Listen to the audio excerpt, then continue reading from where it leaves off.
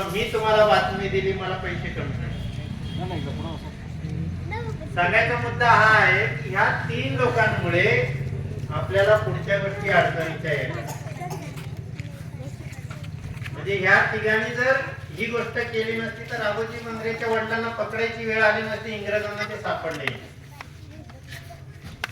सांगायचा मुद्दा हा की त्या वेळेला हा संघर्ष चालू झाला, कारण तेव्हा राघोजी बांगरे 11 वर्षाचे होते आणि त्याच्यानुसार मग ही जन्मतारीख त्या वर्तमानपत्रामधून ती 8 नोव्हेंबर ही निश्चित केली. कारण ज्या वेळेला रामजी बांगरेंना पकडलं त्यावेळेला राघोजी बांगरेंचं वय 11 वर्ष. मग हा संघर्ष जमिनीचाच होता का, सावकारांशीच लढायचं होतं का, याच्यासाठी आपण परत एकदा मागे जायला लागणार आहे की हा आत्ताचा नाही तर जुना संघर्ष आतापर्यंत आलाय आणि आपल्यापर्यंत येऊन ठेपले. बऱ्याच वेळेला आपण म्हणतो की आता जर आपण काय केलं नाही तर पुढच्या पिढ्यांचं काय होणार आहे त्या गोष्टीकडे आपण हळूहळू जाणार. आता जरी आपण म्हटलं असतं की आमची पेसाय ग्रामपंचायत आहे, आमच्या गावाला अधिकार आहे, पण आता सांगितलं की रामजी बांगरेंच्या वडिलांना रामजी बांगरेंना पकडलं त्यावेळेला या तीन गावातल्या 3 लोकांनी जर इंग्रजांना अशी बातमी दिली नसती तर कदाचित त्यांना पकडण्यात आलंही नसतं. ते पुढे आले असते, तोपर्यंत राघोजी बांगरेंचं वय वाढलं असतं. कारण राघोजी बांगरेंना अतिशय म्हणजे जवानीचा काळ, लोक मागे असं झालं की ठाणा जेलमध्ये मुरबाडची मंडळी आहे, ते सांगतात अशी या ठिकाणी अशी थडगी, अशी त्या गावामध्ये थडगी आहे आणि त्यांनी सांगितलं की राघोजी बांगरेंना एवढ्या बायका होत्या. बघा एवढ्या बायका, त्यांचा काळ, त्यांचं वय जर लक्षात घेतलं आपण तर एवढं करण्यासाठी त्यांच्याकडे वेळच नव्हता, कारण रोजचा दिवस त्यांचा संघर्षाचा. सांगायचं असं की पेशवाईची सुरुवात झाली कारण इंग्रज आपल्याकडे आले. इंग्रज काय स्वतः आपण त्यांना माहिती होता का आपला भाग नव्हता माहिती, पण इंग्रजांना घेऊन येणारी जी पेशवाई होती त्यांनी छत्रपतींचं राज्य घालवलं. कारण ज्या वेळेला पानिपतचं युद्ध झालं त्यावेळेला पेशवाई ही 1818ला म्हणजे त्यावेळेला इंग्रज आले, पेशवाई पण संपली. आणि ज्या वेळेला राघोजी बांगरेंना खरं तर त्याच वेळेला जर वकील मिळाला असता तर त्यांना पण फाशीची शिक्षा झाली नसती, कारण एप्रिल मध्ये त्यांना फाशी दिली होती आणि शरीरयष्टीमुळे त्यांचा दोर तुटला होता आणि नंतर त्यांना मे मध्ये दिली. परंतु वकिलांनी नाकारलं. तो वकील बोलला की मी काही केस घेऊ शकणार नाही. म्हणजे अशा वेळेला पेशवाईचा जरी शेवट झाला होता 1818 मध्ये, कारण 1805 च्या नंतरचा काळ आहे तो. 1818 मध्ये इंग्रजांचं राज्य आलं, पेशवाई संपली आणि तोच सगळा पायंडा आतापर्यंत आलाय. याच्यापूर्वी मी मगाशी सांगितलं की जय आदिवासी म्हणायचं की रामराम म्हणायचं काही नाही, कारण ह्या 2 गोष्टीमुळे जर वाद होत असेल तर दोघांनी मिळून बघायचं की कोणतं गरजेचं आहे. आता या गावामध्ये जवळ आपलं टाकेद आहे. 2 गोष्टी बघा की आपण जर हा विचार केला नाही, कारण त्याशिवाय भांडणं मिटणार नाही किंवा भांडणाचं कारणही आपल्याला समजणार. इथे सगळ्यांना माहिती आहे, निदान गोष्ट ऐकून तरी आपल्याला एवढं माहिती आहे की इथे काही जटाईला पाणी पाजलं, एवढं ऐकलं तरी खरं. आणि हा वाद पूर्वीपासूनच आहे की कोणती भाषा अगोदर आहे. आपण जटाईच्या तिथे येऊयात, कोणती भाषा अगोदर आहे त्या भाषेवरून परत वाद झाला. सहज आपण म्हणजे ज्या वेळेला आपण 2 माणसं बोलतो त्यावेळेला आपली गावची भाषा असेल किंवा आपण ज्या भाषेत समजेल दोघांना अशा पद्धतीनं बोलतो. आता सगळ्यांनी सांगितलं की संस्कृत भाषा फार महान आहे. कीर्तनकार आल्यानंतरही एक श्लोक तो म्हणतो, संस्कृत मध्ये एक श्लोक म्हणतो आणि पुढचा अभंग आपल्याला निरूपणाला आहे. मग जर संस्कृत ही जर महत्वाची भाषा असेल, जुनी भाषा असेल, तर कीर्तनकार तुमच्या संस्कृत मध्ये बोलला असता. कोणताही पंडित घ्या तो संस्कृत मध्ये बोलताना सापडतो का आपल्याला? नाही. बोलण्याची भाषा संस्कृत नाही, लिहिण्याची भाषा संस्कृत आहे.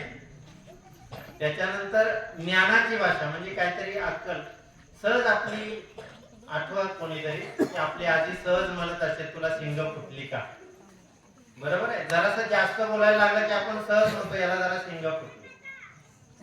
पण त्या काळामध्ये जुन्या काळात जर आपण गेलो की साता समुद्रा पलीकडे फार मोठं ज्ञान आहे आणि तिकडे माणूस जाऊन आला की त्याला सिंग फुटली असं म्हणण्याचा प्रकार हा संस्कृत भाषेच्या अगोदर होता. म्हणजे मगाशी सर बोलले की देव म्हणायचं, त्याला राजा म्हणायचं. बघा, राजाला देव म्हणायचं, देवाला राजा म्हणायचं, या दोन्ही पद्धती होत्या. म्हणजे आपण म्हणतो ना की पाया पडताना पाय खेचून त्याला पाडायचं, हा प्रकार आहे की देवालाही राजा म्हणायचं, राजालाही देव म्हणायचं. तर ह्या संघर्षाचा काळ आता आपल्याला कळतं की राघोजी बांगरेच्या काळात जमिनीचं वाटप झालेलं आहे. त्या जमिनीवर आपण जगतो, पण त्याच्या पूर्वीही आपल्या जमिनीवर जी अतिक्रमण होत होती, जी जमीन होती, तर तो वाद पूर्वीपासून होता. की आता मी सांगितलं की ह्या जटायूला इथे पाणी पाजलं, ही गोष्ट आपण ऐकत आलो. ऐकत आल्यानंतर जी लिहिली गेली, जेव्हा लिखाण झालं त्याचं, त्यावेळेला आपल्याला वाटलं की नाही, हे खरंच आहे. बघा, रामाचा जन्म कुठे झाला? इथे पूर्वी ग्रंथ लागत असते ना कोरडेचा, तर ग्रंथामध्ये गोष्टी आल्या की रामाचा जन्म अयोध्येला झाला. मग राम एवढ्या लांबून इथे आला असेल का, हा कधी विचार आपण केला? रामाला वाईट म्हणणार नाही आपण, रावणाला चांगलं म्हणायचं आहे, पण आम्ही म्हणणार नाही. प्रत्येक वेळेला रावणाचं रूप बदलतात. म्हणजे पुढारी असतात. आता मी जर इथे एखादा पुढारी म्हणून आला असतो तर मी तुम्हाला रामरामही म्हटलं असतो, जयादिवशी पण म्हटलं असतो, नमस्कार पण म्हटलं असतो, काय सत श्री अकाल वगैरे सगळ्याच गोष्टी बोलतात. तर हा राजकारणाचा भाग. रामाचा आणि रावणाचा वाद होता का याच्याशी आपण जाणार नाही, पण त्या ठिकाणी विटंबना झाली ती सीतेची झाली, रावणाची झाली, रामाची झाली नाही. याचाच अर्थ असा की जमिनीचा संघर्ष हा त्या काळामध्ये महिला करत होत्या. बघा, राम ज्या वेळेला आला त्यावेळेला शबरीने त्याला बोरं दिलेली आहेत. याचाच अर्थ या ठिकाणी शबरीचं राज्य होतं असं आपण म्हणायला हरकत नाही. निदान तेवढा तरी आपण विचार केला पाहिजे. दुसरं नाव आलंच नाही रामायणामध्ये. आपल्याला रामायण खोटं आहे असं म्हणायचं नाही, रामायणावर वाद पण करायचा नाही, पण शबरी होती इथे. याचाच अर्थ असा की या जमिनीचं राखण करणाऱ्या स्त्रिया होत्या. बघा, देवी प्रत्येक डोंगरावर आपल्याला देवी दिसते, पण त्या देवीचे वेगवेगळे अवतार आहेत. कोण चंडिका असेल, कोण दुर्गा असेल, त्या पद्धतीने त्यांनी त्यांच्या सोयीने बदललेल्या आहेत. पेशवाई आणि जमिनीचा हा संघर्ष आजही शेतीचं नॉलेज असेल तर ते महिलेला असतं, पण ज्या वेळेला धर्माची वाद झाली, धर्म किती, आता धर्म कोणता, इथून सुरुवात. आमच्याकडे पण आता म्हणजे नवीन मंडळी पण म्हणते आदिवासींना वेगळा धर्म पाहिजे, आदिवासी हे हिंदू नाहीये, ते कोणत्या धर्माचे, याच्याशी आपण जास्त वाद घालणार नाही. पण आपली एक जगण्याची रीत होती. आपल्याला धर्माची गरज कधीच वाटली नाही, लग्नासाठी पुरोहित बोलवण्याची कधीच गरज वाटली नाही. पण या जमिनीच्या संघर्षामध्ये आज या टोकाला आपला संघर्ष येऊन ठेपलेला आहे की आपल्याला एक गाव एक मन, ही परिस्थिती जर तयार झाली तरच आपल्याला काहीतरी साध्य होणार आहे.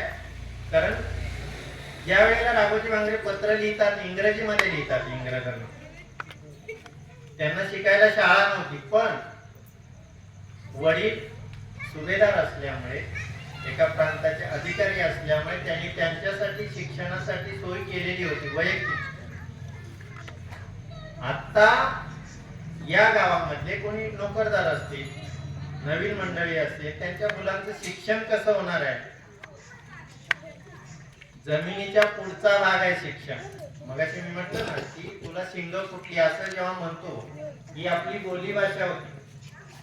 भाषा दोन झाल्या, एक नैसर्गिक, त्याला कीर्तनकार बऱ्याच वेळा उदाहरण देतो की प्राकृतामध्ये, म्हणजे अगदी अलीकडे जर आपण आलो 12व्या शतकामध्ये, तुकाराम आणि ज्ञानेश्वर या दोघांचा जरी विचार केला तरी आम्हाला भाषेचं महत्व कळून जातं. प्राकृत भाषा आणि संस्कृत भाषा, जी निसर्गाची भाषा आहे ती संस्कृत भाषा नाही म्हणता येणार, तिला प्राकृत म्हणतात. आणि संस्कृत भाषा ही कृत्रिम भाषा आहे की ती फक्त, आता ते लांडीला वाढीसाठी असं नाही म्हणणार, पण 4 जणांसाठी ती भाषा ठेवली आहे.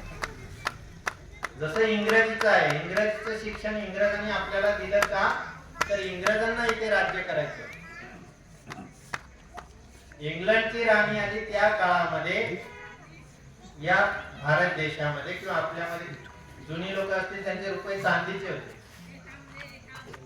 चांदीचा रुपया म्हटल्यावर तो चांदीचाच रुपया, असं नाही की ती नोट आहे आणि त्या नोटेवर लिहिलंय की बाबा ही नोट आहे, ही नोट जो माणूस घेऊन येईल त्याला एवढे रुपये द्यायचे. नोटेवर आता शिकलेली मंडळी असते त्यांना कळेल. म्हणजे त्या पैशाची किंमत कशी कशी कमी होत आली, जमिनीची किंमत कशी कशी वाढत आली आणि त्याच्यासाठी जो संघर्ष झाला तो हा राघोजी बांगरेंचा. मग त्यावेळेला त्यांचा सावकारशाही, सावकार म्हणजे भांडवलदार.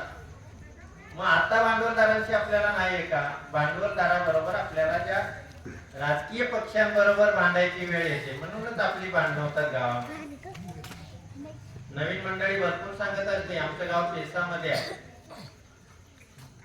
पेसामध्ये आहे याचाच अर्थ हे गाव माझं स्वतंत्र आहे आणि पेसा हे ज्या ग्रामपंचायतीचा कारभार सरकारला करता यावा याच्यासाठी हा पेसा.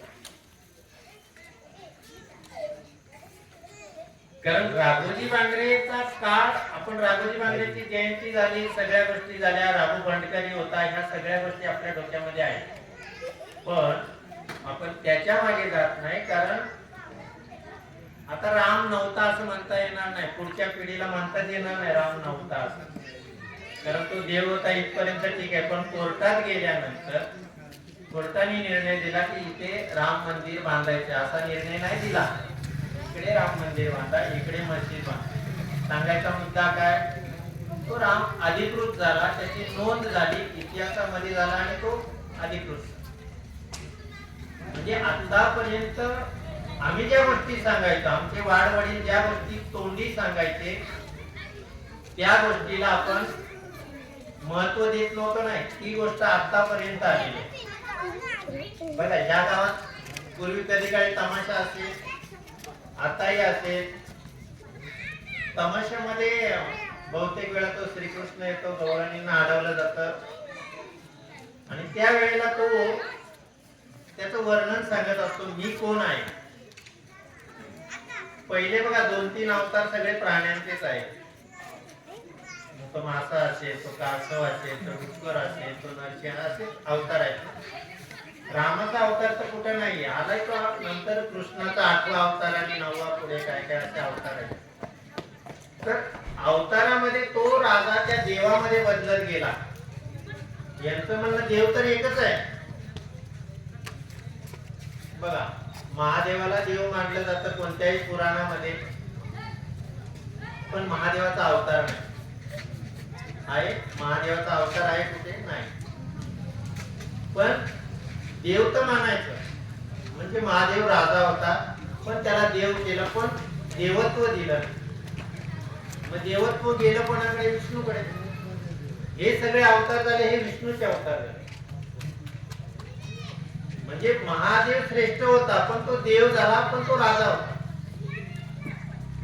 पण आता महादेवाचा आपला काय संबंध आहे, आपण महादेव कोळी म्हणून महादेव असं मुळीच नाही. पण एक गोष्ट लक्षात घ्या की आपल्या आजूबाजूला एखादा डोंगर असेल तर त्या डोंगराला नाव महादेवाचं आहे. आपल्याला जी छोटी छोटी मंदिरं बऱ्याच ठिकाणी दिसतात ती महादेवाची मंदिर आहेत. याचाच अर्थ तो मोठा राजा होता, ही तर साधी गोष्ट आहे. आणि त्या राज्यामध्ये राहणारा समाज आदिवासी होता, हे तर सत्यच आहे.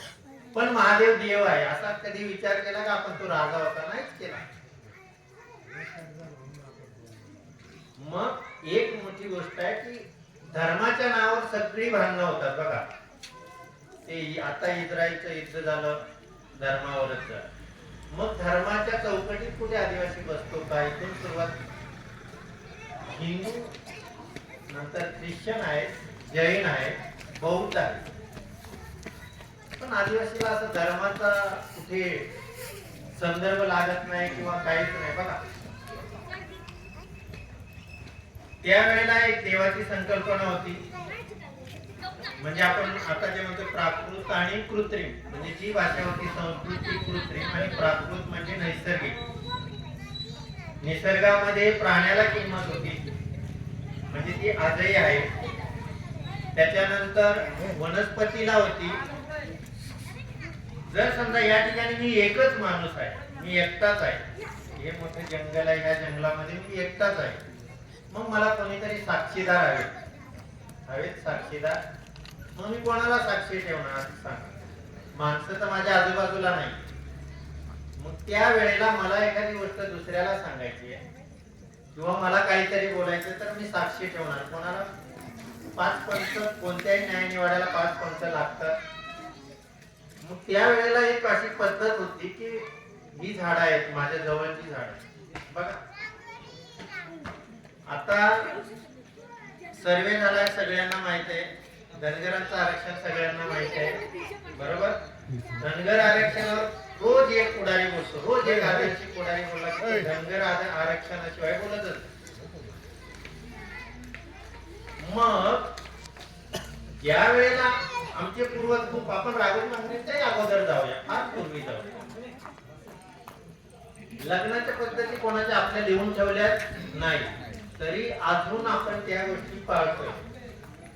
आपलं देवक आणायचं असेल तर ते बोरीचं झाड असेल, आंब्याचं झाड असेल, उंबराचं झाड असेल, आणि मग ते पाण्याच्या ठिकाणाहून देवक आपल्या येणार. याचाच अर्थ असा की 5 झाडं जी आहेत ती पंच होती आणि त्या पंचांच्या साक्षीनं मी माझं वर्तन करत. हे कुठे लिहून ठेवलेलं नाही, हे नैसर्गिक आहे. बघा किती वर्ष गेले याचा काही थांब पत्ता नाही, पण आजपर्यंत जे जिवंत आहे, जी संस्कृती, म्हणून हा संस्कृती आणि धर्माचा तो धर्म, ही संस्कृती. म्हणजे हा जो वाद आहे, हिंदू असेल, मुस्लिम असेल, कोणताही धर्म असेल, तर पुरुष आणि स्त्रीचा वाद, म्हणजे जमिनीचा आणि नफ्याचा वाद आहे असं म्हणायचं. नफा जास्त पाहिजे तर जमीन हवी. कोणतेही बघा की आतापर्यंत बियाणं काय लावायचं हे घरातल्या महिलेला माहित आहे. म्हणजे नुकसान कोणाचे? माणसाला पुरुषी वर्चस्व यायला लागलं की मग तिथून ह्या अडचणी निर्माण व्हायला लागल्या. आजही सत्तेचा खेळ स्त्री आणि पुरुषच चालू आहे. घोषणा असते बेटी बचाव बेटी पढाव, ती शिकणारच नाही. महिलेनी शिकू नये का? तर हा जुना वाद आहे की पूर्वीपासून ज्या गोष्टी आहेत की महिलांना सन्मान मिळाला पाहिजे, हा महिलांची गोष्ट असल्यामुळे संस्कृती आणि धर्माचा संघर्ष.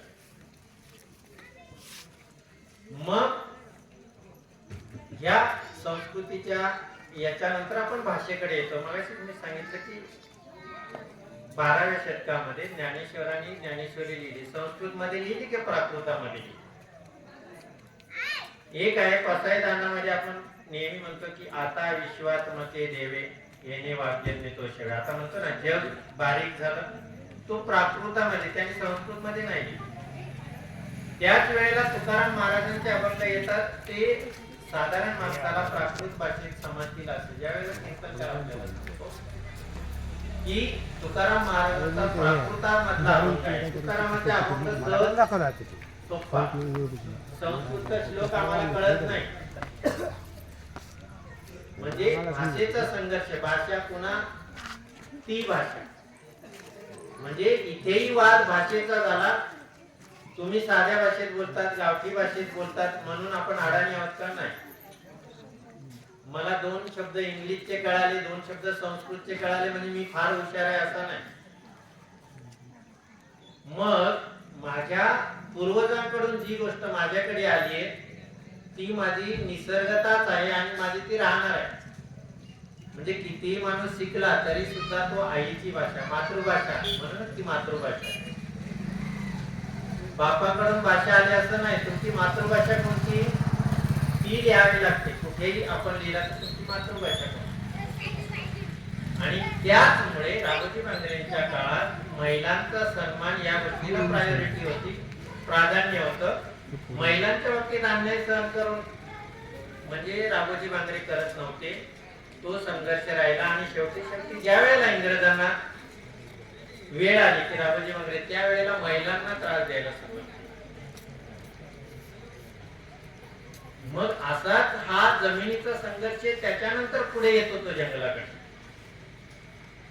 जंगलाचे सत्याग्रह इंग्रजांच्या काळात झाले ना 1848 आणि त्याच्यानंतर 1930 ला सगळीकडे जिकडे जंगलचा सत्याग्रह झाला असेल, या गावात पण झाला असेल, आमच्या गावात पण शेजारी झाला आणि आता पुन्हा आपल्याला जंगलावरच भांडायला लागतं, जमिनीवरच. आदिवासींची लढाई ही त्याच्यावरच आहे, जमीन आणि जंगलावर.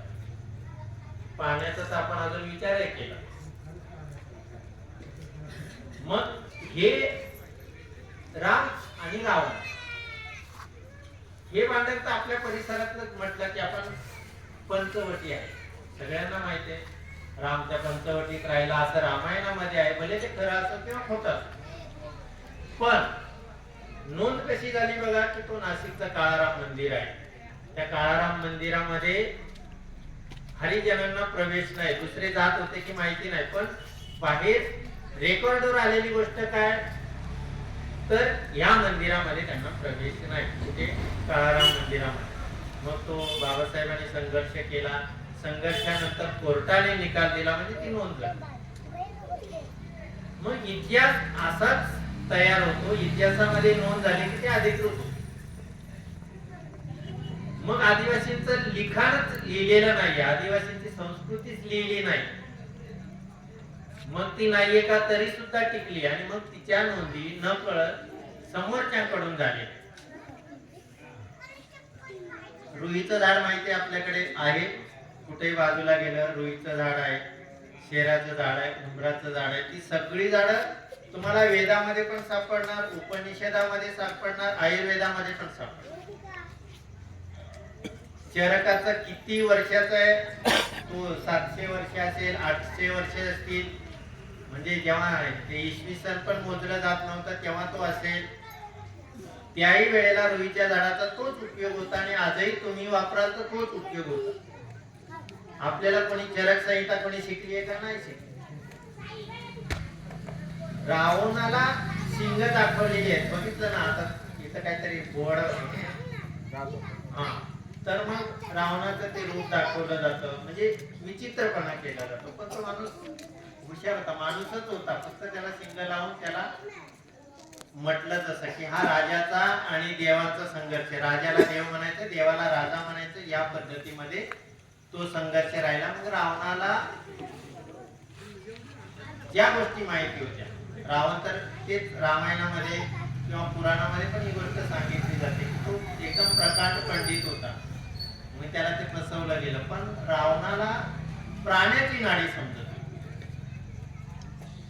म्हणजे निसर्गाकडून त्याला मिळालेलं ज्ञान आहे. नाडी तुमची माझी सगळ्यांची सारखीच असेल, मला हृदय तुम्हाला हृदय, का तुम्हाला वेगळं आहे मला वेगळं असं काहीच नाही.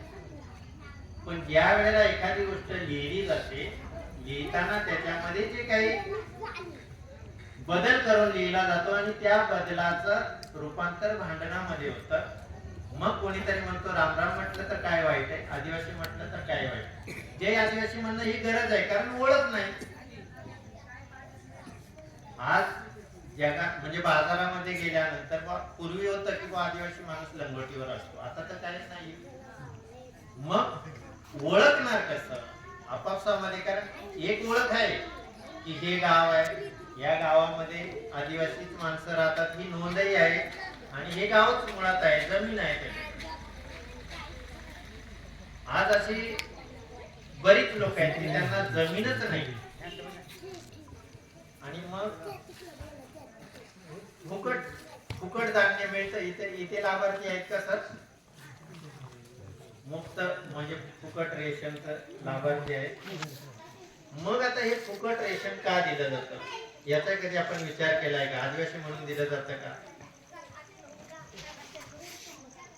आपण विचारच केला नाही. कारण का की आपल्याकडे जमीन आहे, त्या जमिनीमध्ये आपल्याला किलो 2 किलो का होईना धान्य पिकतं, त्याच्यामुळे ते धान्य फुकट का दिलं जातं याच्यावर आपण विचारच केला.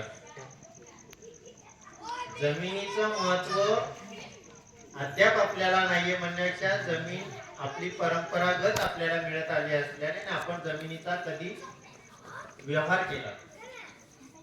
ही आपलं आदिवासींचं वैशिष्ट्य आहे. पण मग जमीन या ना त्या कारणाने घेतली जाते. एक तर विकासाच्या नावाखाली घेतली जाते, पैसे देऊन घेतली जाते खाजगी मालकाकडे.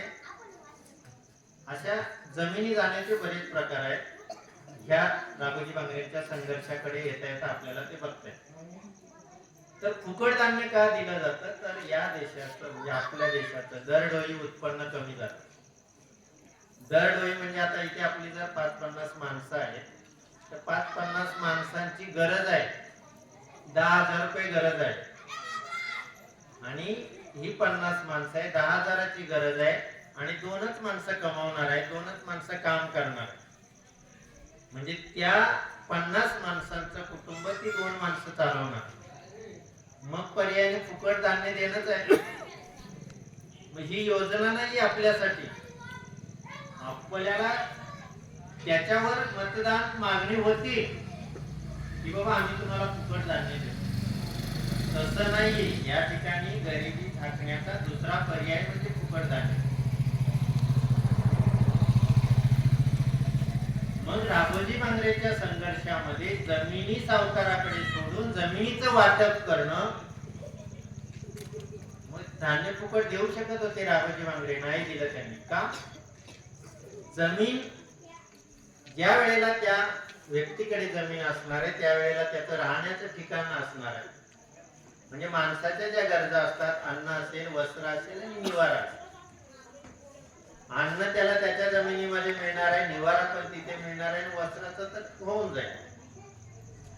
म्हणजे ह्या मूलभूत गरजा लक्षात घेऊन जगणारा या भूतलावरचा समाज म्हणजे आदिवासी समाज.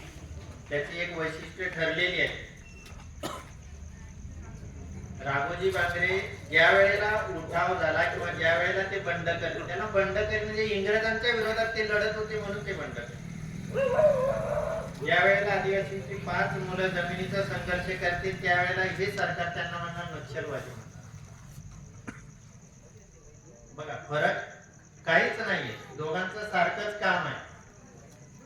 गावातलीच आपण 4 माणसं पोरांना नावं ठेवणार का की बाबा हे काहीतरी वेगळं आहे. वेगळं नाहीये, कारण हे कोणीतरी सांगितलं पाहिजे. तर आमच्याही वारवडिलांनी आम्हाला सांगितलं ना ही गोष्ट की बाबा ह्या गोष्टी महत्वाच्या आहेत. कारण मगाशी मी म्हटलं की सिंग फुटली असं आपण म्हणतो. म्हणजे तो माणूस बाहेर गेला, बाहेर त्याने थोडीशी ज्ञान अवगत केला आणि इथे येऊन काहीतरी सांगायला लागलं तर सहज एखादा म्हणून जातो सर की बाबा याला सिंग फुटली. हा आपला मूळ भाषेतला शब्द आहे, त्याला काही संस्कृत वगैरे काही आधार नाही. संस्कृत मध्ये काय सांगितलंय याच्याशी पण काय नाही. हे सगळं तुमच्याकडून ऐकायचं आणि ते लिहून ठेवायचं की झालंय. या ठिकाणी सरांनी पुस्तक दाखवलं, हा इंग्रजांनी लिहिलेल्या गोष्टी आहेत. इंग्रजांनी याच्यासाठी लिहिलं की या गावामध्ये उठाव झाला, या गावामध्ये एवढी लोक पकडली, त्याच्यामध्ये राघोजी बांगरे होता. ते त्या अधिकाऱ्याला रिपोर्टिंग करायचं. आणि मग अशामध्ये तो इतिहास तयार झाला. पण हे पुस्तक लिहिण्याच्या अगोदर आमच्या गावातल्या महिला जात्यावर गाणी म्हणताना पण राघोजीचं गुणगान गात होत्या, त्याचा इतिहास सांगतच होत्या ना. आणि ही हजारो वर्षापासून ही भाषा आपली आजही टिकून आहे. त्या भाषेत नवीन शब्द येतील पण आपली मूळ भाषा जाणार नाही. याचं कारण असं की मुळात निसर्गाची भाषा आहे. कारण निसर्गात शिक्षणाचं बघा आता की शिक्षणाचं जसं आहे, निसर्गातच पण शिक्षण आहे. ही आपली मुलं आहेत ना, ही पटकन शिकतात आणि ह्या मुलांवर संशोधन होतं आणि मग दुसऱ्यांची मुलं कशी शिकवायची हे ठरलं जातं. एवढा महत्वाचा आपला समाज असताना आपण एक गाव एक मत करू शकत नाही. ही आपली दुर्दैवाची बाब आहे आणि आपल्याला ते केलंच पाहिजे. म्हणजे जसं घरामध्ये 4 भाऊ आहेत, 4 भावांमध्ये कारण त्या घरातल्या प्रमुखाला ते घर चालवायचं असतं, तर त्या चौघांमध्ये समाज म्हणजे काय समेट घडवूनच आलं. मग इथे वादाचं काय कारण आहे, तर मी मगाशी सांगितलं रामराम म्हणायचं की आदिवासी हे भांडण मिटणार नाही. कधी मिटणार नाही? ज्या वेळेला आपल्याला वास्तव समजून जाईल की राम कोण, रावण कोण, राम राम का म्हणत होता. त्यावेळेला एका माणसाचं उदात्तीकरण झालं, त्या वेळेला आपण दुसरं काय ऐकायलाच नाही. आता मी सांगितलं की अवतार रामाचा पण नाही झाला. त्या 9 अवतारामध्ये रामाचा तरी कुठे येत नाही, म्हणजे रामाचा अवतार नाही. राम हा राजा असणार एवढा तरी विचार केला. रावण हाही राजा आणि ह्या जटायूला पाणी पाजलं हाही राजा. पण एक गोष्ट एक आपण विचार करायला पाहिजे की या ठिकाणी जटायूला पाणी पाजलं तर केरळात जटायूचं मंदिर कसं काय, एवढा तर विचार करणार. रामाचा जन्म अयोध्येला झाला, राम इकडे का? जसं यज्ञामध्ये प्राण्यांची आहुती दिली जाते, कारण निसर्गामध्ये राहणारी माणसं, जंगली माणसं जर आदिवासी असतील तर त्यांच्याबरोबर राहणारे प्राणी पण होते, त्यांच्याबरोबर राहणारे म्हणजे त्यांच्याबरोबर असणाऱ्या जंगलातल्या वनस्पती पण होत्या. आणि ही निसर्गाची एक कुटुंब व्यवस्था होती आणि ती आदिवासींची परंपरा. बऱ्याच वेळा यादीमध्ये आपण सांगतो की आपल्या आदिवासीच्या जमाती 47 आहे, आता 45 राहिल्या. त्या 2 कुठे गेल्या? ती काय माणसं नाहीशी झाली का भूकंपात? नाही. तर ती माणसं एकतर कुठंतरी समरच झाली.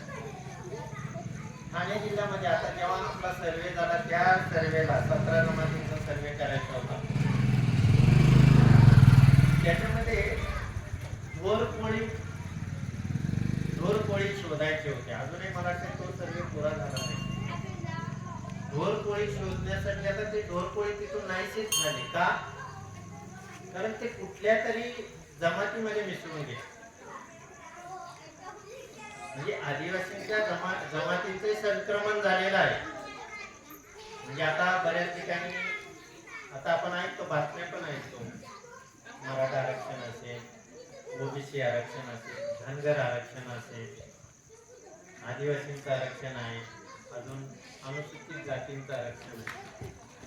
याच्यावर आपण कधी विचारच केला नाही की आपलं आरक्षण आहे की बाबा ह्या गावात मला यायचंय, तर मी मूळ या ठिकाणच्या व्यक्ती आहेत, त्यांच्याशी सल्ला मसलत केल्याशिवाय मी या गावात येऊ शकत नाही. हे आदिवासींचं होतं. त्यांनी गावं कधी सोडली नाही. किती मोठं होऊ द्या, किती शिकू द्या, आदिवासींनी आपलं गाव कधी सोडलं नाही. जो एखाद दुसरा गेला तो गेला, पण मोठ्या समूहाच्या जमाती होत्या त्या नामशेष झाल्या नाही. पण ज्या 2 झाल्या त्या म्हणजे अशा कुठे जंगलात असतील, त्यांनी असं सरकार दरबारी ते आल्या नाहीत असा एक प्रकार झाला. आणि किंबहुना दुसऱ्या जमातीमध्ये त्या समावेश झाल्यानंतर त्या जमाती नाहीशा होतात. आणि मग आता या ज्या 45 ह्या 45 जमाती, त्याच्यामध्ये तडवी जर ऐकलं असेल तर ते मुस्लिम धर्म पाळतात. पुन्हा आपण धर्मावर येतो याचं कारण असं की आता आमच्याकडे पण आदिवासी तरुणांना वाटायला लागले की आमचा वेगळा धर्म पाहिजे.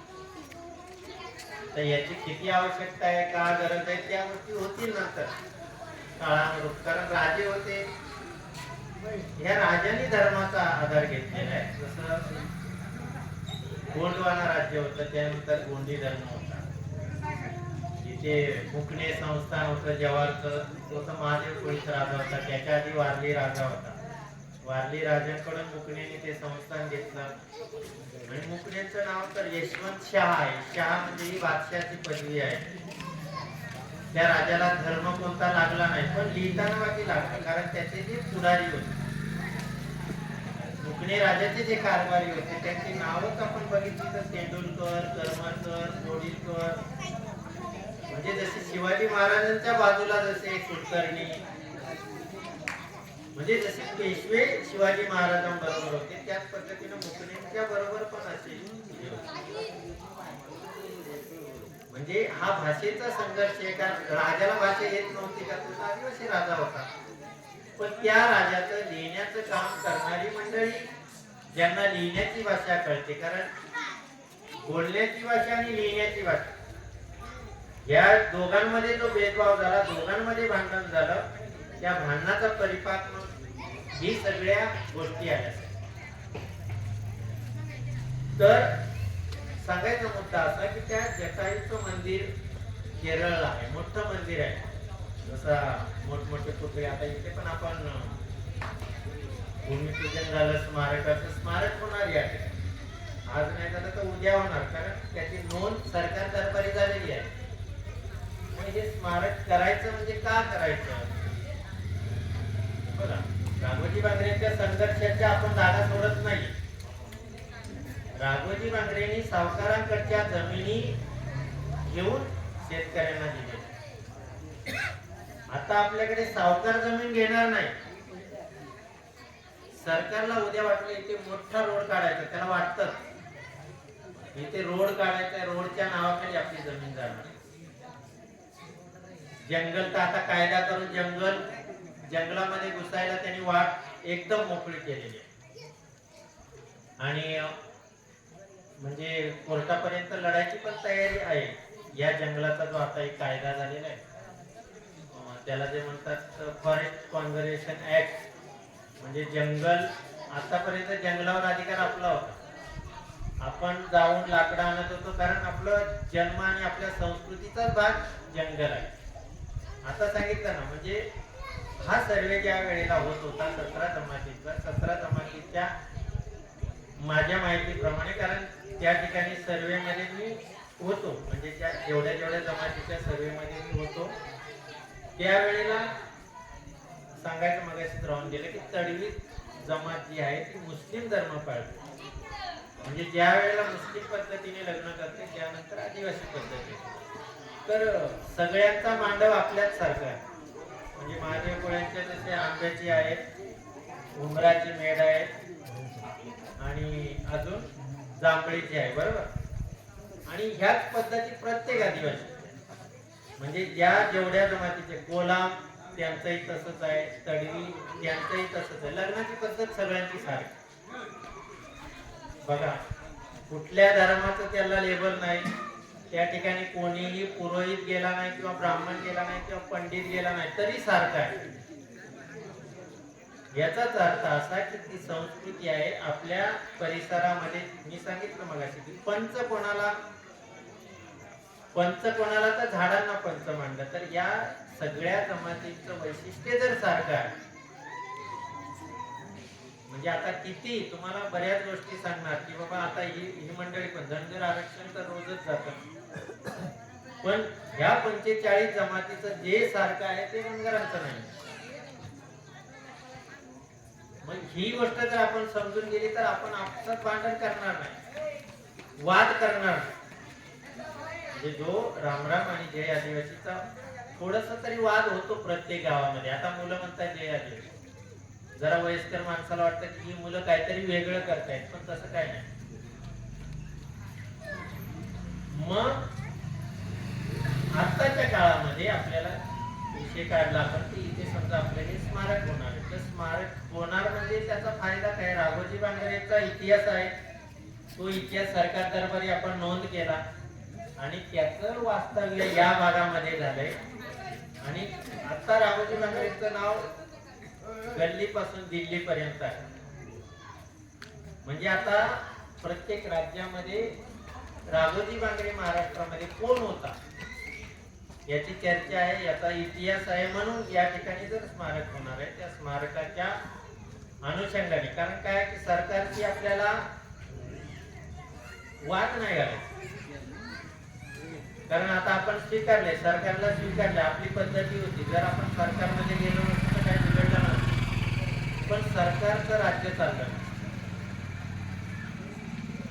म्हणून ज्या वेळेला ब्रिटिशांनी भारतीयांच्या हातामध्ये सत्ता दिली त्यावेळेला मुळातच आदिवासी भाग वेगळा करून, कारण इंग्रजांनाही आदिवासींची जमीन घेता आली नाही, आदिवासींची जागा घेता आली नाही.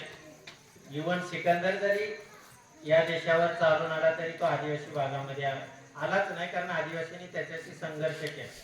मग आदिवासींचा भाग वगळून जी जमीन होती त्याच्यावर डेव्हलपमेंट करायला घेतली इंग्रज सरकारने. त्यानंतर स्वतंत्र झाल्यानंतर आणि त्याचा भाग आदिवासी, म्हणजे ज्या वेळेला निवडणुका होत नव्हत्या त्यावेळेला उचलून आदिवासी मधल्या एकाला आमदार म्हणून घेतलं. म्हणजे 1935 ला ज्या वेळेला मुंबई प्रांत होता, महाराष्ट्र नाही, ज्या वेळेला मुंबई प्रांताचं सरकार होतं त्यावेळेला आदिवासींना निवडणूक काय या गोष्टीकडे कोणाचं लक्ष नव्हतं. मग ज्याला 2 अक्षर इंग्लिशची येत असतील असा माणूस उचलायचा आणि त्याला आमदार करायचा. मग मुंबई प्रांतिक सरकारने असे 9 आमदार केले. 9 आमदारांमधले 2 बोगस. मग एक जवाहरचे बाबुराव जाधव असतील, कलावती करवंदे असतील, मुंडे असतील, कृष्णराव मुंडे वगैरे. तर ह्या मंडळींना उचलून घेत होतं, कारण सरकार चाललं पाहिजे. जर आदिवासींचा प्रतिनिधी नसेल तर सरकारला निर्णय घेता येतो. म्हणून सरकार वगळून जो भाग होता तो आदिवासींचा, ज्याला शेड्यूल एरिया, की आज पोरं म्हणतात की आमची पेसा ग्रामपंचायत. पेसा ग्रामपंचायतीमध्ये आदिवासींना जे अधिकार दिले त्या अधिकाराच्या जोरावर सरकारकडून पाहिजे त्या गोष्टी करून घेण्याची आपली ताकद आहे. पण आपल्या गावाची परिस्थिती अशी असावी की एक गाव आणि एक नाव. कोणत्याही पक्षाला द्यावी, कोणत्याही पक्षाचं नाव घेण्याची गरजच नाही आपल्याला. पण सगळेजण एकत्र असतील तर तुम्हाला कोणीही तुमच्या प्रत्येक शब्दाचा विचार करा. नाही तर आपणच सुरुवात केली की आपल्यातच जर 4 गट असले तो आमदार एकाचं पण काम करत नाही, सगळ्यांना चांगलं म्हणणार, हाही आला तोही आला. महादेवाच्या बाबतीत हेच झालं. इंद्र गेला देवा, राजाला देव म्हटलं की चाललंय. आता बघा कोणी आलं की काय देवा कसं काय, एकदा राजाला देव म्हटलं की तो राजा हळूहळू खाली येतो आणि मग देव राजा होऊन जातो. इंद्र राजा झाला, विष्णूचे अवतार झाले, महादेव फक्त महादेवच राहिले. वर त्याला म्हणायचं अजून भोळा सांग.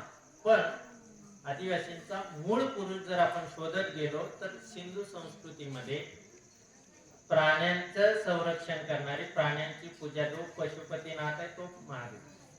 बघा ज्या ज्या ठिकाणी आदिवासी समाज आहे त्या त्या ठिकाणी महादेवाची मंदिर आहे. दक्षिणेकडे पण आहे. मग आता राजा म्हणायचं की देव म्हणायचं, इथूनच आपली अडचण चालते. मग त्या सगळ्या पुराणाच्या गोष्टी आल्या, पण महादेव हा महादेवच राहिला.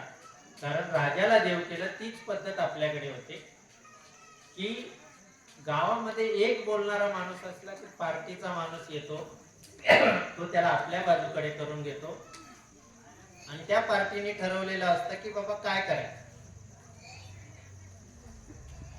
जर रस्ता करायचा असं ह्या पार्टीचा उद्देश असेल तर सगळ्या पार्ट्या त्यात सहभागी होतात.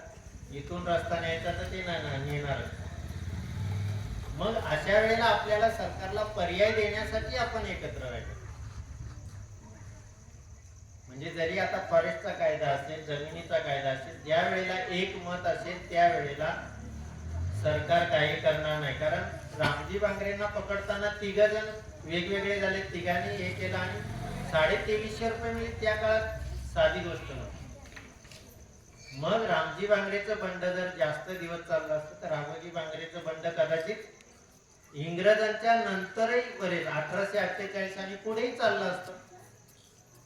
राघोजी बांगरेला फासाची दिली म्हणजे ते वय फाशीवर जाण्याचं नव्हतं. त्याच्यानंतर जे सावकार, कारण सावकार ही गोष्ट खूप म्हणजे अन्यायकारक बाब होती की त्यावेळेला सावकारांशी तशाच पद्धतीचं वर्तन. आताही सावकार आहेत आपल्याला, म्हणजे सावकारांची आता आपण लढू शकतो का नाही. कारण कायद्याने जी काही बंधन आणलीत कायद्याने ती पळवाटतं आणि आता आपण सरकारचे भाग आहे. कारण भारतीय संविधान आहे. या संविधानाच्या कायद्यामध्ये आपल्याला राहिलं पाहिजे. आणि मग कायद्यामध्ये आपली जी ग्रामसभा असते त्या ग्रामसभेचाच आपल्याला मुळात आधार घेऊन सरकारकडे काही मागण्या करायच्या. मग हा जो संस्कृतीचा आणि धर्माचा जो वाद आहे, संस्कृतीचा नंतर संस्कृत भाषा म्हणून आपल्याला बाजूला करणार असेल तर ते आपल्याला जाऊन चालणार नाही. कारण आपण रोज जगणारी माणसं आहोत. पिढ्यांचा वारसा आपल्याकडे आहे. म्हणजे आपल्या आजोबांनी जी गोष्ट सांगितली ती आजही आपल्याला आठवते. आपणही पुढच्या पिढीला सांगताना आपल्या ही जी गोष्ट आहे ही टिकून सांगितली तरच आपल्याला पुढे टिकणार आहे. जसं की आज राघोजी बांगरेचं लिखित झालं तर पुढच्या अनेक पिढ्या ते राहणार आहे. लिहिल्यामुळे राहणार आहे. तोंडी राहील की नाही शंका आहे. कारण की ज्ञानाची भाषा आणि बोलण्याची भाषा याच्यामध्ये फरक झाला. ज्या वेळेला एकाच गावातली माणसं समोर भेटते त्यावेळेला रोज आपल्या गावात वापरणारी भाषा ती आपण बोलतो. जरा रोडच्या पलीकडे गेलो की आपल्याला लगेच तर लगेच भाषेत बदल होतो. रोडच्या पलीकडे गेलो की वेगळा एक समाज. आज तोही समाज मोठ्या प्रमाणात आरक्षण मागतोय. आदिवासींच्या समस्या इतरांपेक्षा खूप वेगळ्या आहेत. कारण आतापर्यंत जर आपण विचार केला की सगळ्या प्रकल्पासाठी जमीन आदिवासींची गेलेली आहे, म्हणजे आदिवासींना जमिनीचा संघर्ष शेवटपर्यंत करावा लागणार. सरकारला पण त्याशिवाय पुढे जाता येणार नाही, कारण आदिवासींची जमीन घेतलेली आहे, आदिवासींचा हिस्सा आहे. पण कोणीही कायद्याचा दबाव करून आदिवासींकडून त्याची जमीन हिरावून घेऊ शकणार नाही. हा पार्ट आहे. त्याच्यासाठी आपल्याला एक गाव आणि एक मत अशी परिस्थिती निर्माण करायची असेल तर वयस्कर मंडळींनी पण तरुणांबरोबर बसलं पाहिजे. तरुण सांगतील, तरुणांचंही एखाद्या वेळी चुकू शकतं, पण वरिष्ठांचा अनुभव जास्त. कारण आपल्याला आपल्या पूर्वजांनी, आपल्या वाडवडिलांनी, आपल्या आजोबांनी काहीतरी सांगितलेलं असतं. 4 गोष्टी वाईट असतील, एक तर चांगली असते. आणि ह्या 2 चांगल्या गोष्टी जेव्हा एकत्र होईल त्यावेळेला आपल्याला एका गावाचं एक हे जर सगळ्या आदिवासी भागामध्ये जर आपण ही गोष्ट साध्य करू शकलो तर आपल्याला ही लढाई पुढे सोपी जाणार. येणाऱ्या काळात जमिनीचा संघर्ष करायचाच आहे, करावाच लागणार आहे. जंगलाचाही करावा लागणार आहे, कारण आपण त्या ठिकाणी आपलं जगण्याचंच ठिकाण ते आहे. आपल्याला इथून दुसरीकडे जरी नेलं तरी नाही आदिवासी माणूस जगू शकत. कोणताही आदिवासी असेल, तो ठाकर असेल, तो महादेव कोळी असेल, मल्हार कोळी असेल, ढोर कोळी असेल, काटकरी असेल, त्याने एकदा त्याचं गाव सोडलं की मग तो त्याचा राहत नाही. त्याचे अधिकार पण संपतात. आणि इथेच राघोजी भांगरेच्या बंडाचा सुरुवात जी झाली की रामजी भांगरेचं एक पूर्ण जव्हार प्रांतापासून त्यांच्याकडे अधिकार होते. म्हणजे ज्याला आपण पाटीलकी म्हणतो, जेव्हा काही गोष्टी होतो, म्हणजे इंग्रज सरकारच्या अगोदर जे राजे होते, शिवाजी महाराजांचे वंशजचे राजाराम आहेत, शाहू महाराज आहेत. राजारामांनी राघोजी भांगरेंना लिहिलेलं पत्र आहे की तुम्ही आमची सातारची गादी वाचवायला या. मग अशा वेळेला जर आपण त्यांच्या मदतीला जाऊ शकतो, पण आता परिस्थिती अशी आहे की आपल्याला आमने सामने भांडणासाठी उभं राहण्याची परिस्थिती केली आहे. नवीन रूपातल्या सावकार. नवीन रूपाचा सावकार काय की इथून जरी आता हा रस्ता गेला तरी या रस्त्याचा ताबा आपल्याकडे राहील की नाही याची शंका. पण हा रस्ता जर माझ्या गावातून गेलाय तर तो माझाच आहे, माझी जमीन आहे, या गावची जमीन आहे. हा संघर्ष आपल्याला येणाऱ्या पिढीला सांगावा लागेल आणि त्याच्यासाठी आपल्याला एकमत होणं सगळ्यात महत्त्वाचं. नाहीतर माझा विषय वेगळा, माझा हिस्सा वेगळा, यांचा हिस्सा वेगळा असं जर करत राहिलं तर आपलं एकमत नाही. आज आदिवासी भागामध्ये प्रत्येक गावात गरज आहे की एकाच विचाराची माणसं पाहिजे, तर त्या पेसाच्या मीटिंगला अर्थ आहे, त्या ग्रामसभेला अर्थ आहे. कारण एकत्र समुदाय, सगळ्याच गोष्टी जर एकत्र असतील. आता आपण जर ठाकर समाजात गेलो आणि सांगितलं की बाबा हीच परंपरा आमची आहे, तर ऑटोमॅटिक या ठिकाणी सगळ्या जमाती एक, तो धागा एक होतो. त्यावेळेला नाही चला ठाकरांचा संघर्ष आहे त्याने लढावा, कातकऱ्यांचा संघर्ष आहे त्याने लढावा, अशी परिस्थिती आता नाही. गावातल्या जो संघर्ष असतो, पाटीलकीचा असेल, कुळाचा असेल, प्रत्येक गावामध्ये ह्या गोष्टी आहेत. आणि त्यावेळेला आपण या गोष्टी दुर्लक्षित करतो. राघोजी भांगरेंकडे पाटीलकी होती का त्या गावची, असा भाग मुळीच नाही. तर इंग्रजांच्या अगोदर जे राजे रजवाडे होते त्यांच्यापासून त्यांच्या पिढ्या, राजे रजवाड्यापासून राजाच्या पदरी असतील किंवा त्यांना वैयक्तिक तो भाग त्यांना सुभेदारीसाठी असला तरी सुद्धा त्यांना संघर्ष जो करावा लागला तो सावकारशाहीशी करावा लागला, पर्यायाने इंग्रजांशी करावा लागला. आपल्याला दोन्हीकडे भांडवलदारांची पण तो संघर्ष आहे, कारण भांडवलदारांचा संघर्ष आजपर्यंत करतच आलो. कारण सगळ्या बाजू आपल्याकडून, जरी आपल्याला डॉक्टर आपल्याकडे शिकला, डॉक्टर जर माणूस आजारी पडणार आहे, डॉक्टर शिकल्यानंतर पैसा मिळणार आहे, तर आजारी पाडायचे पण व्यवसाय चालू आहे. कारण माणूस आजारी पडला नाही तर डॉक्टरकडे जाणार. मग हाही एक नवीन भांडवलदार झाला, कारण त्याने ज्या गोष्टी आपल्याकडे आणल्या, जे खाल्ल्याने अपाय होणार आहे, मग डॉक्टरांकडे जाणार. मग सरकारने महात्मा फुले आरोग्य विमा योजना आणली. मला आता कालच एक डॉक्टर मिळाले, डॉक्टर भेटले, त्यांनी सांगितलं की हे जे विरसा मेडिकल हब आहे, सरकारने त्यांना नाकारलं की तुमच्या हॉस्पिटलला महात्मा फुले आरोग्य योजना लागू नाही. जवळच्या SMBT हॉटेलला हॉस्पिटलला लागू आहे, पण त्याला नाही. काय, या सगळ्या आदिवासी डॉक्टरांनी विचार केला की आपल्या आदिवासी डॉक्टर एकत्र येऊ आणि त्या ठिकाणी मोठं हॉस्पिटल करू. भांडण डॉक्टरांचंच झालं की नाही, सरकार त्यांना ते देतच नाही. तिथे त्या हॉस्पिटलमध्ये माणूस मेला तर ती विमा योजना तिथे लागू नाही, पण SMBT ला सांगा. डॉक्टर शिकले, डॉक्टर बाजूला गेले, इथे पैसा आहे, तिथे असं भांडण. म्हणजे वेगळ्या भांडवलदारांचा संघर्ष पावलोपावली आदिवासी समाजाला करावा लागणार. आज या ठिकाणी 2023 आहे, 8 नोव्हेंबर 2023. याच्यात अजून 23 वर्ष जर आपण केले तर किती होतील? 46. बरोबर, 2047 46 होईल ना सर. 23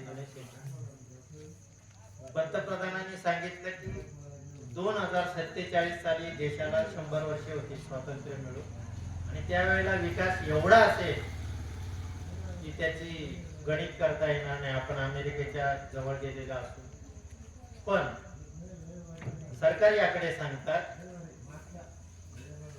अर्थशास्त्राचे आकडे सांगतात की 2047 साली, मगाशी मी सांगितलं की 2 माणसं पगाराचे तर 50 माणसाचं कुटुंब आहे. त्यावेळेला भारतातल्या प्रत्येक माणसाचं उत्पन्न फक्त 17,000 होणार. तुम्ही विचार करा की 25 वर्षांनी 17,000. आता मला लाखभर रुपये पगार आहे आणि 25 वर्षांनी माझ्या पोराला 17,000 पगार, कसं वाटतंय? हा गरिबीचा आलेख आहे. फुकट धान्य मिळत आहे ना आम्हाला. आम्ही म्हणतो की सरकारने आमच्यासाठी योजना आणली. योजना नाही, गरज आहे. ही माणसं जगवली पाहिजे. फुकट धान्य देऊन ही जगवली जातात. याचाच अर्थ असा की पैसा कमी झालेला. इंग्लंडच्या राणीच्या वेळेला चांदीचा रुपया होता, आता तो कागदाचा होत नाही. कागदाचा पण नाही राहिला. आता तो मोबाईल मध्ये आला, कळतही नाही. तो ऑनलाईन गेला की तो कोणी पण म्हणतो अरे स्कॅन करा QR कोडने. म्हणजे पैशाला किंमत आहे का? आता पैशा म्हणजे आपण पूर्वी आपले होतं की आपली संपत्ती काय, तर ज्या माणसाच्या घरामध्ये जास्त गायी असतील, बरोबर ना, तो माणूस त्या काळामध्ये श्रीमंत होता. त्याच्या शेतात धान्य पिकत होतं. मग आता हाही संघर्ष आला. म्हणजे आपली बघा, आपल्याकडे नैसर्गिक ताकद आहे, आपली जगण्याची संस्कृती ती आहे.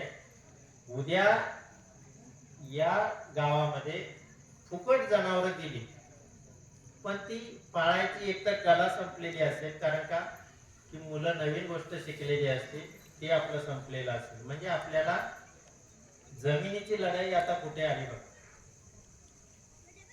या ठिकाणी आपल्याला आपल्या अस्तित्वाची, म्हणजे माणूस म्हणून आणि आपलं जगणं या ठिकाणावर विस्थापित झालं तर आपण जगू शकणार नाही. पुढच्या 25 वर्षामधलं नियोजन बघितलं तर ह्या भागामध्ये, म्हणजे असं एक सरकार ठरवतं, जसं समजा या गावामध्ये सरपंचाने ठरवलेलं असतं की माझं गाव 5 वर्षामध्ये सरकारी योजना आणून मी अशा पद्धतीने ठरवणार आहे. त्यांनी काही गोष्टी ठरवलेल्या असतात, तो त्या पद्धतीने कारभार करतो. सरकार ठरवतं की आपला महाराष्ट्र किंवा आपला देश कसा झाला.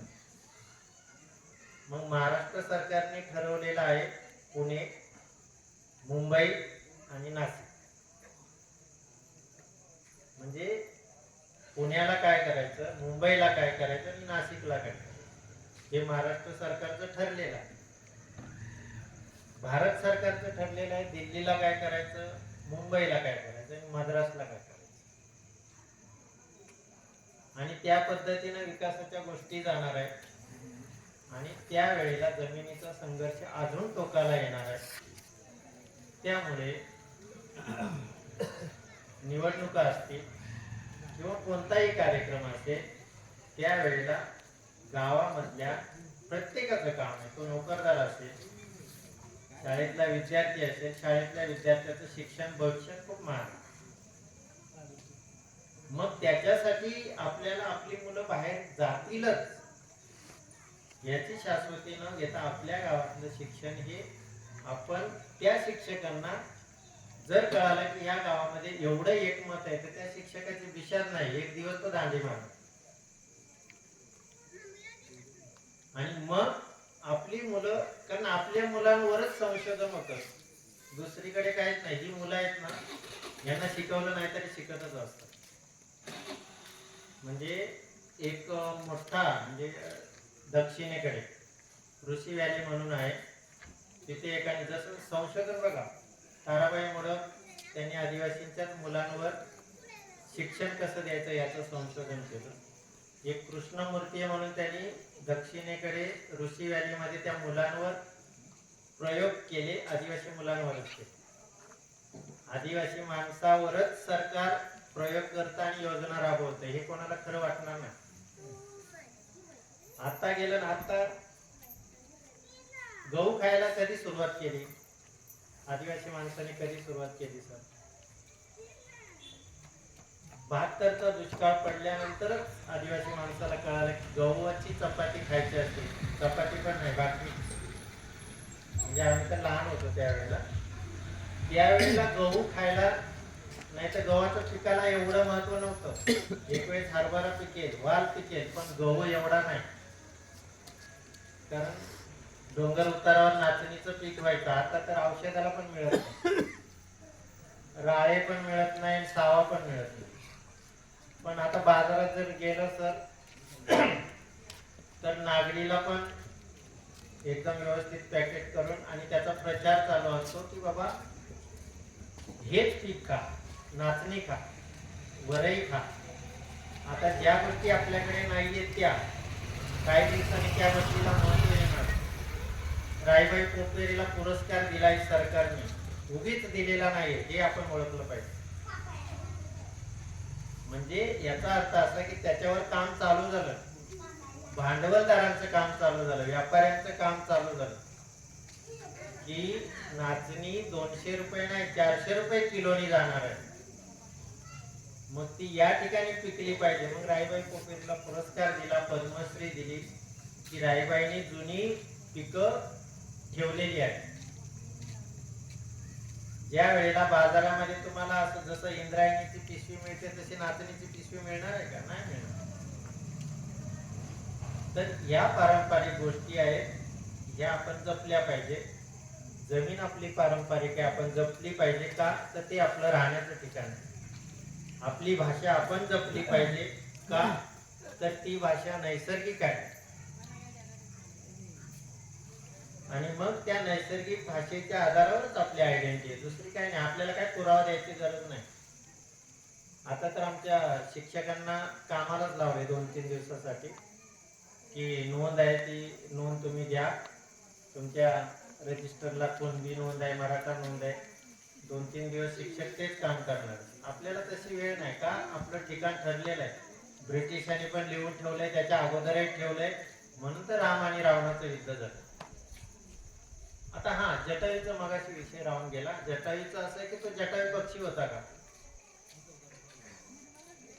केरळला मंदिर झालंय पक्षी म्हणून, पण माधव शास्त्री जोशी म्हणून त्याचा ना भारतीय संस्कृती कोश आहे. आता मी बोलून काही सांगेल पण लिहिलेलं खरं एवढं तर मानायची ताकद आहे आपल्यामध्ये. त्या महादेव शास्त्रींनी असं लिहिलंय की जटायू हा राजा होता. बरोबर आहे ना. विष्णूच्या अवतारात जर मत्स्य अवतार होतो, कासवाचा अवतार होतो, डुकराचा अवतार होतो, नरसिंहाचा होतो, तर जटायूचा अवतार करायला काय महाग आहे का? तर हा राजा होता जटायू. मग आता हे जटायू राजा होता, रावण राजा होता, राम राजा होता, लक्ष्मण कोण होता याचा तर कोणी विचारच केला. सगळे म्हणतात सीतेला पळवलं. म्हणजे संस्कृतीचा कसा विनाश करायचा, संस्कृती कशी वाईट आहे असं सांगवायचं, त्याचं प्रतीक म्हणजे रामायण म्हणायला हरकत. तर तो जटायू राजा होता. त्याच्यानंतर राजाची परंपरा पुढे आली. भैरोबा माहित आहे सगळ्यांना, म्हसोबाई माहित आहे, खंडोबाई माहित आहे. आता खंडोबा धनगर म्हणतात की आमचाच देव आहे, पण आपण मगापासून म्हणतोय की राजाला देव म्हणायचं, देवाला राजा म्हणायचं ही पद्धत होती. तर बळी राजा होता, आणि ह्या बळी राजाचे जे सुभेदार आले, म्हणजे जसा तहसीलदार तसा महसुली विभागाचा तो म्हसोबा,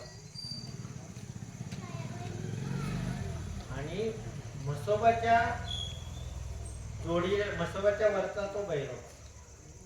म्हणजे हे सुभेदार होते, आणि ह्या सुभेदारांची बळी राजा होता. मग ते ना इडा पिडा टोळ बळीचं राज्य येऊ. मग वामनाचा अवतार आला. वामनाच्या अवतारामध्ये काय झालं की 3 पावलं त्याला सांगितले की तू दानशूर आहेस, बळीराजाला सांगितलं, आणि तो पाय दिला, जमीनच घेतली गेली.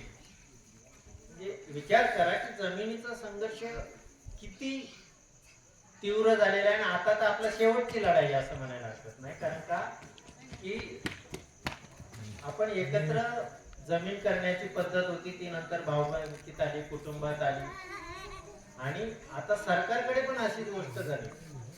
बघा आता तुम्ही ऐकलं पण असेल, आता जे सरकार आहे, सरकारने सांगितलं की धंद्यानुसार, म्हणजे ओबीसीच्या धंद्यानुसार आम्ही विभागणी करणार, मोजणार आहे. लोहाराचा धंदा कोण करतं, सुताराचा धंदा कोण करतं, यांना ओबीसीच मोजायचे. कोणाला? जे सरकार आहे. दुसरे विरोधक म्हणतात की बाबा हिस्सेदारी ओबीसीची किती आहे. म्हणजे आता आरक्षणाचे तर वाद चालू झाले, पण आमची हिस्सेदारी कोणी बघणारच नाही का? आम्ही सांगणार नाही तोपर्यंत बघणारच नाही. म्हणजे हे गाव तर मैदानच आहे, आमची गावात अजून अडचणीत आहे, आणि जर अशी एवढी मोठी जागा घ्यायची तर आमची लगेच भांडणं होणार. कारण हिस्सेदारी महत्वाची आहे. देशाच्या विकासासाठी जमीन आदिवासींची गेलेली आहे, आणि मग तो हिस्सा कुठे? इथे बघा धंद्याचा पण हिस्सा नाही, जमीनच गेली आहे ना. ज्याची जमीनच सरकारने घेतली, आता धंदा तर हे सरकार देणार आहे, दुसरं आलेलं मोजणार आहे की बाबा तुम्हाला काम मिळालं की नाही. आमचं तर सगळंच घेतलंय, मग आम्ही कधी सांगणार आहोत? ह्याच्यासाठी असा की आमची जमीन होती, आमची जमीन घेतली तुम्ही, ठीक आहे, आमचा हिस्सा द्या. ज्या वेळेला कोणती गोष्ट, भले तो रोड असेल, एखादं धरण असेल, तर आता म्हणतो ना आपण आम्ही पेसामध्ये आहोत. सरकार, राज्य सरकार, आपलं महाराष्ट्र गव्हर्नमेंट आहे, ते पण पेसाच्या अधिकाराने चालतं. हे नवीन मुलं बरेच तुम्हाला सांगत असते की बाबा 5वी सूची आहे, पेसा आहे. तर अशी सरकारला सल्ला देणारी जी समिती आहे, ती समिती ठरवते आदिवासींची किती जमीन घेणार आहात, तर त्याचा एवढा हिस्सा तुम्हाला वापरायचा हे ठरलेलं आहे. पण याच्यासाठी तो जो आमदार तुमच्या गावामध्ये येईल, त्यावेळेला 100 माणसांचं एकच गोष्ट पाहिजे की बाबा असं असं आहे, त्याला ऐकावं लागेल. त्याला माहित आहे इथे जर मी नाही म्हटलं तर ही 100 माणसं आहे ती एका मताची आहे, आणि याच्या पुढे मला जाता येणार नाही, मग भले तो कोणत्याही पक्षाचा असतो. तर पहिली गोष्ट अशी आहे की आपली संस्कृती, आपली भाषा, आपलं हे ठिकाण, आणि आपली जी संस्कृती आहे, संस्कृत भाषेची संस्कृती नाही, आपली जी निसर्गाची संस्कृती आहे ती जपण्यासाठी सगळ्यांनी एकत्र राहणं. तर मग या राघोजी भांगरेंच्या अलीकडच्या काळात 1800 आणि ही म्हणजे आता असं जरा की आपण 100 125 150 वर्षाचा काळ 200 वर्षाचा काळ होतच आलाय ना 2023 मध्ये. आणि इथून पुढच्या ह्या पिढीला ही ओळख जपण्यासाठी आपल्याकडून पुढच्या पिढीला चांगलं जाण्यासाठी एकत्र राहण्याचं आपण या राघोजी भांगरे जयंतीच्या दिवशी एक निश्चय करावा. सगळ्यांच्या हितामध्ये एका माणसाचं हित आहे, एकाच्या हितात सगळ्यांचं हित नाही. राघोजी भांगरेंनी जर त्याचं हित बघितलं असतं तर आज त्यांच्या नावावर त्यांच्या वारसाच्या नावावर भरपूर जमीन असते आहेत अजूनही. राघोजी भांगरेंची उतारे ह्या नाशिक जिल्ह्यामध्ये जास्त आहे. म्हणजे नगरपेक्षा नाशिक जिल्ह्यात जास्त काम करावं लागलं. याचं कारणच असं की इंग्रजांच्या ज्या चौक्या होत्या त्या ह्याच भागामध्ये होत्या. आता सरांनी पुस्तक दाखवलं त्या सगळ्या म्हणजे सापूरला चौकी होती, सगळ्यात मोठी चौकी सापूरला होती. आणि त्या सापूरच्या जी 750 पोलिसांची तुकडी होती त्याच तुकडीने रामजी भांगरेंना पकडलं. त्या तुकडींचा खर्च जवळजवळ 750 ते 800 रुपये त्यांचा खर्च होता. मी सांगितले मगाशी ते 2350 रुपयाचं वाटप कसं झालं ते. पिंपळदऱ्याच्या वाडीतला माणूस भांगरेच होता, पाडोशी मधला साबळेच होता, कोकणवाडीचा जाधवच होता. या तिघांच्या वेगवेगळ्या वागण्याने म्हणजे बघा एका माणसाचं हित बघितल्यामुळे समाजाचं नुकसान झालं. ज्या वेळेला आपण सगळे मिळून एका माणसाचं हित बघू त्यावेळेला समाजाचं हित असतं, सगळे मिळून बघत असत. एक माणूस आहे तो जो विचार करतो त्या विचारामध्ये समाजाचे नुकसान होत असते. जरी त्यावेळेला त्यांनी 170 रुपये 260 रुपये 230 रुपयासाठी रामजी भांगरेंना पकडून दिलं नसतं तर राघोजीचा संघर्ष हा पुढच्या पिढीला कळाला असता आणि अजून आपली याच्यापेक्षा परिस्थिती कदाचित चांगली राहिली असती. कारण त्यावेळेला महादेव कोळी समाजाला एक वेगळी ओळख निर्माण झाली असती. आणि म्हणून पुन्हा एकदा सर्वांना विनंती करतो की आपलं एक गाव एक मत एक माणूस असा विचार सगळ्यांनी ठेवावा.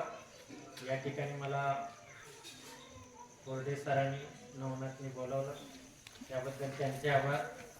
माझे चुकीचे कसेही असते ते ऐकून घेतले तुमचे सर्वांचे आभार आणि थांबतो. जय आदिवासी.